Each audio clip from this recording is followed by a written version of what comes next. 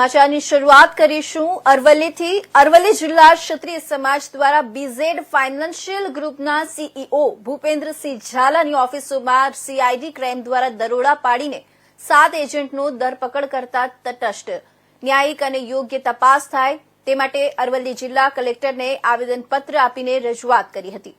આવેદનપત્રમાં હિંમતનગરના રાજકીય આગેવાનો સરકારી તંત્રનો ઉપયોગ કરી ભૂપેન્દ્રસિંહ ઝાલાની કારકિર્દી ખતમ કરવાનો પેંતરો રચ્યો હોવાનો ઉલ્લેખ કરાયો છે।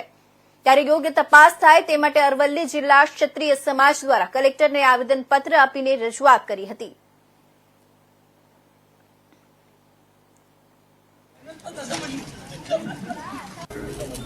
આજ રોજ અરવલ્લી જિલ્લા કલેક્ટર સાહેબ મારફતે આજે આવેદન પાઠવેલ છે। બીજેડ ગ્રુપના સંચાલક ને થોડા દિવસો અગાઉ દરોડા પાડ્યા, જે એમની ઓફિસો સીઝ કરી, ગાડીઓ સીઝ કરી, જપ્ત કરી લેવામાં આવી। તો ઠીક છે, આજે 2016થી ભૂપેન્દ્રસિંહ ઝાલા આ બીજેડ ફાઇનાન્સ ચલાવતા હતા અને આજ દિન સુધી ચાલતું હતું। સાચું ખોટું તંત્રનો તપાસનો વિષય છે, પણ જ્યારે નનામી અરજીથી સીઆઈડી ક્રાઇમે ગાંધીનગરથી એમને દરોડા પાડ્યા, એ એક રાજકીય ઇશારો હોઈ શકે છે। એના અનુસંધાને અમે આજ રોજ અરવલ્લી અને સાબરકાંઠા જિલ્લા ક્ષત્રિય સમાજ દ્વારા માનનીય કલેક્ટર શ્રીને આવેદન પાઠવેલ છે।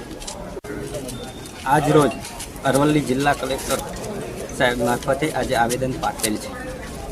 બીજેડ ગ્રુપના સંચાલક ને થોડા દિવસો અગાઉ દરોડા પાડ્યા, જે એમની ઓફિસો સીઝ કરી, ગાડીઓ સીઝ કરી, જપ્ત કરી લેવામાં આવી। તો ઠીક છે, આજે 2016થી ભૂપેન્દ્રસિંહ ઝાલા આ બીજેડ ફાઇનાન્સ ચલાવતા હતા અને આજ દિન સુધી ચાલતું હતું।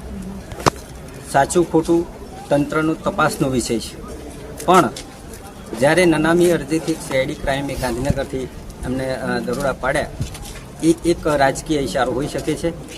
એના અનુસંધાને અમે આજ રોજ અરવલ્લી અને સાબરકાંઠા જિલ્લા ક્ષત્રિય સમાજ દ્વારા માનનીય કલેક્ટર શ્રીને આવેદન પાઠવેલ છે।